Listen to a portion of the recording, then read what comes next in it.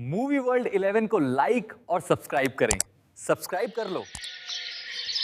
कल्पना, तुम्हारे आने से मुझे बड़ा आराम हो जाता है। सरोज दीदी, कल्पना बहुत ही बढ़िया पराठे बनाती है। कल्पना, एक काम कर दे, थोड़े आलू के पराठे और बनाती जा। तेरे मामा जी आएंगे तो मुझे रसोई में जाना नहीं पड़ेगा। जी मामी जी, मैं बना जाऊंगी। मम्मी, मुझे बहुत तेज भूख लगी है, मैं पिज्जा ऑर्डर कर रही हूँ। अरे कल्पना, आलू के पराठे बना रही है, वो खा ले। नहीं मम्मी, कहाँ मेरा टेस्टी सा डबल चीज वाला पिज्जा और कहाँ कल्पना के हाथ की बकवास सी आलू की रोटी। मुझे ना ये सब देसी खाना बिल्कुल पसंद नहीं है। ठीक है, मत बना मत खा, मैं तुझे कौन सा कहती हूँ कि तू रसोई में काम कर। सरोज दीदी, वो मैं कह रही थी, मटर और साग आया हुआ है, तुम मटर छील कर रख दो और साग की सफाई कर देना। हाँ हाँ भाभी, क्यों नहीं, मैं भी कर देती हूँ। जाते समय निशा के सूट लेती जाना, वो अपने लिए नए कपड़े लाई है। बोल रही थी कि उसके पुराने सूट मैं कल्पना को दे दूं। कहने को पुराने हैं, पर एक एक नया सूट है, कहीं से भी फटा नहीं है, नई रंग निकला है। बहुत महंगे सूट खरीदे हुए हैं। अब मैं जानती हूँ कल्पना के पापा का इतना काम तो है नहीं, तो तुम्हें खर्चों में दिक्कत आती होगी। वैसे भी कुछ दिनों में निशा की शादी पक्की हो रही है और फिर कल्पना की भी शादी होगी, तो निशा के कपड़े इसके काम आ जाएंगे। पर एक बात है, कल्पना आकर काम कर जाती है तो बहुत आसानी हो जाती है। हमारी निशा को तो खाना बनाना ही नहीं आता, पता नहीं शादी के बाद क्या करेगी ये लड़की। मम्मी, मैं कोई सरोज बुआ की तरह गरीब नहीं हूँ जो कल्पना के जैसा गरीब ससुराल मिलेगा और शादी के बाद मैं रोटियां बनाती रहूंगी। मेरी शादी अमीर घर में हो रही है, जहाँ ढेरों नौकर चाकर होंगे सब काम करने के लिए। मुझे रसोई में घुसने की जरूरत भी नहीं पड़ेगी। निशा की बात सुनकर कल्पना और सरोज का चेहरा थोड़ा उदास हो गया, क्योंकि निशा ने डायरेक्ट अपनी बुआ को गरीब बोल दिया था। बेचारी दोनों चुप रहीं। कुछ दिनों बाद निशा को देखने के लिए लड़के वाले आए। कल्पना की मामी पुष्पा ने हमेशा की तरह सरोज और कल्पना को रसोई में काम करने के लिए बुला लिया। कल्पना अपनी मम्मी सरोज के साथ मिलकर रसोई में सारा खाना बनाती है। कुछ देर बाद निशा तैयार होकर रसोई में आ गई। मम्मी, मुझे क्या क्या लेकर जाना है, जल्दी से दे दो। हाँ, वो चाय की ट्रे तुम ले आओ, आशा नाश्ते की ट्रे तू ले आ, और तू कल्पना रसोई में ही रहना, ड्राइंग रूम में आने की कोई जरूरत नहीं है। शादी मेरी हो रही है, इसलिए लड़का देखने की तुझे कोई जरूरत नहीं है। तेरा काम बस खाना बनाना था और वो हो चुका है। कहीं ऐसा ना हो कि तू बाहर आ जाए और सबको पता चल जाए कि ये खाना मैंने नहीं बनाया, तूने बनाया, तो मेरी तो इंसल्ट हो जाएगी। आशा, नाश्ता ले आ। आशा कल्पना की मामी के घर काम करती थी। सारा नाश्ता आशा ही बाहर रखाई। कल्पना रसोई से बाहर भी नहीं निकली। कल्पना की मामी ने लड़के वालों से झूठ बोल दिया कि सारा खाना निशा बना रही है। कल्पना दीदी, निशा दीदी तो आपकी बहन है और पुष्पा भाभी भी आपकी मामी है, फिर भी आपके साथ कैसा पराया सा व्यवहार कर रही है। आप सुबह से मेहनत कर रही हो, रसोई में खाना बना रही हो, और इन लोगों ने आपको ही बाहर आने के लिए मना कर दिया। मुझे तो बहुत बुरा लग रहा है ये सब देखकर। कोई बात नहीं आशा, वैसे भी बाहर जाकर मैं क्या करूंगी, लड़के वाले तो निशा को देखने आए ना। तभी एक लड़का गलती से रसोई में आ जाता है। सॉरी, वो मुझे हैंड वॉश करने थे। वॉशरूम कहाँ है? जी मैं बता देती हूँ, आइए, वो वहाँ सामने। कुछ देर बाद वो लड़का वॉशरूम से लौटता है और फिर रसोई में आ जाता है। Thank you. आप कौन है निशा की? जी, निशा मेरे मामा की बेटी है, ये मेरे मामा जी का घर है। मैं रोहित का छोटा भाई हूँ, राहुल। कुछ देर तक राहुल ने कल्पना से बात की और बाहर आ गया। सब लोग निशा से रोहित की शादी की बात पक्की करके चले गए, पर शायद कल्पना की किस्मत और कर्म बहुत अच्छे थे कि निशा के ससुराल वालों ने कल्पना को राहुल के लिए पसंद कर लिया, क्योंकि राहुल को कल्पना बहुत पसंद आई थी। निशा मन ही मन बहुत चिढ़ गई थी। उसने सपने में भी नहीं सोचा था कि उसकी बुआ की बेटी, जो बहुत गरीब है, आज उसकी शादी भी उसी के साथ उसी के ससुराल में हो जाएगी। अब कल्पना और निशा दोनों देवरानी जेठानी बन गई थी। सास शोभा ने दोनों को पहली रसोई के लिए बुलाया। निशा बहू, कल्पना बहू, आज तुम दोनों की पहली रसोई है। एक काम करो निशा बहू, तुम खीर बना लो, और कल्पना बहू तुम सबके लिए हलवा बना लो। दोनों बहुएं एक साथ पहली रसोई में मीठा बनाएंगी। मम्मी, वो निशा भाभी ने उस दिन जो कचौड़ी आलू बनाए थे ना, वो बहुत टेस्टी थे। भाभी प्लीज आज नाश्ते में कचौड़ी आलू बना दो ना।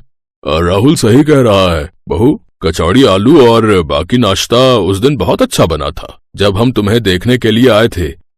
हाँ, निशा बहू खाना तो बहुत अच्छा बनाती है, पर हमने अभी तक कल्पना बहू के हाथ का कुछ नहीं खाया।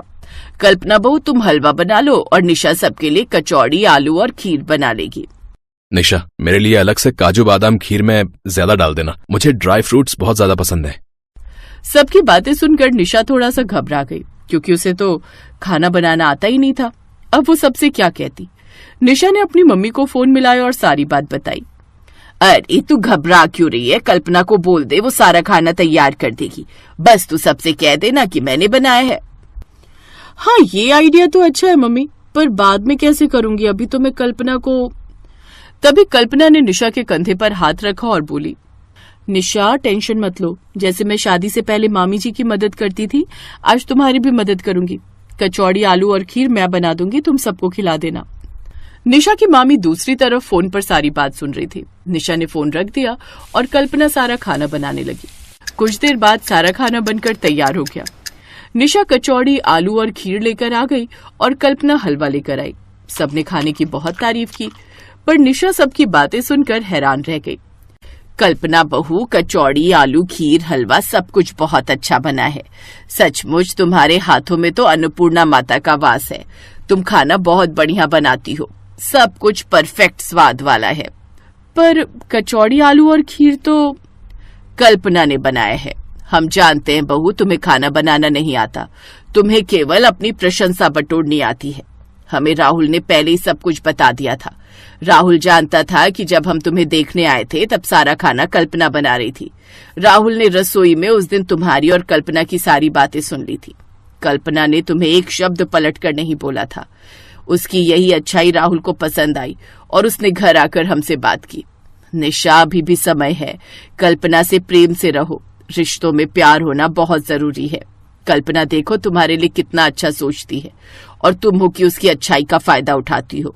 अब कल से तुम भी खाना बनाना सीखोगी। ये अलग बात है कि हमारे घर में हेल्प करने के लिए बहुत से नौकर चाकर हैं, पर खाना बनाना एक कला है जो हर किसी को सीखनी चाहिए। मैं उम्मीद रखूंगी कि आज के बाद तुम अपने स्वभाव को बदलोगी। निशा का चेहरा शर्म से झुक गया। कल्पना की आंखों में खुशी के आंसू थे। आज उसे सबके सामने वो सम्मान मिला था जिसकी वो हमेशा से हकदार थी।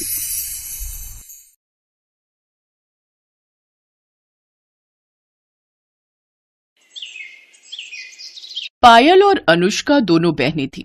उनका जन्म एक गरीब परिवार में हुआ था। पायल जहां सांवले रंग की थी तो वहीं अनुष्का दिखने में बेहद ही खूबसूरत थी। दोनों बहनें जवान हुईं।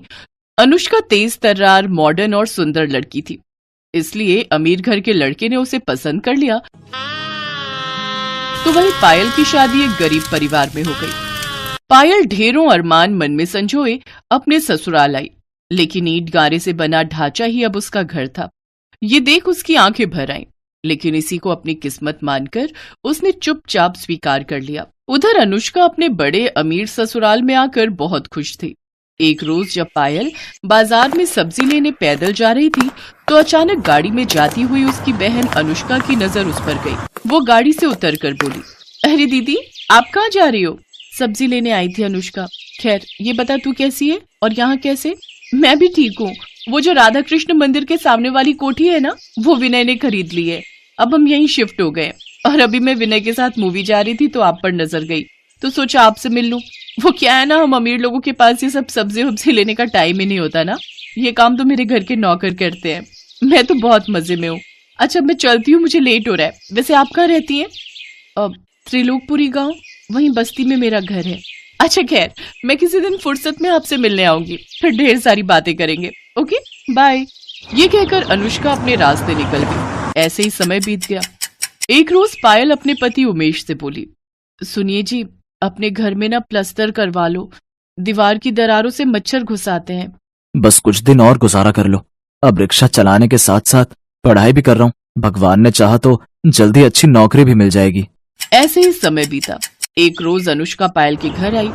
शॉर्ट ड्रेस, आंखों में चश्मा, हाई हील और हाथ में ढेर सारे गिफ्ट्स लेकर जब वो अपनी कार से उतरी तो सभी आस पड़ोस के लोग उसे देखते रहे। यहाँ तक कि उसकी खुद की बहन पायल भी उसे पहचान नहीं पाई। अरे अनुष्का तू? बाप रे, तेरा तो स्टाइल ही बदल गया। अब क्या करे दीदी, अमीरों का तो यही लाइफस्टाइल होता है। अच्छा अब क्या यहाँ दरवाजे पर ही बातें करोगी? चलो अब मुझे अंदर आने दो, मैं भी तो देखूं तुम्हारे महल को। अनुष्का उसके घर के अंदर आती है तो चारों ओर से उसकी ईंट की चार दीवारी को ही देखती रह जाती है। फिर पायल के हाथों में तरह तरह की मिठाइयों के डिब्बे और ढेर सारे गिफ्ट देती है। फिर कुछ देर बाद पायल पानी लेकर आई। उसकी सांस फूली हुई थी। दीदी कहाँ चली गई थी पानी लेने? आपकी सांस फूली हुई है। गली के बाहर जो सरकारी नल है ना, वहीं से लाई हूँ। सरकारी नल से? ना बाबा ना, मैं नहीं पीऊंगी, कहीं मेरा पेट खराब हो गया तो। अच्छा वैसे यहाँ अजीब सी बदबू क्यों आ रही है? वो मैंने सुबह लिपाई की थी ना, तो थोड़ी गोबर और मिट्टी की महक तो आएगी ही। यू गोबर, छी! मेरे घर में तो ग्रेनाइट पत्थर लगा हुआ है, वो भी महंगे वाला। अच्छा मैं चलती हूँ।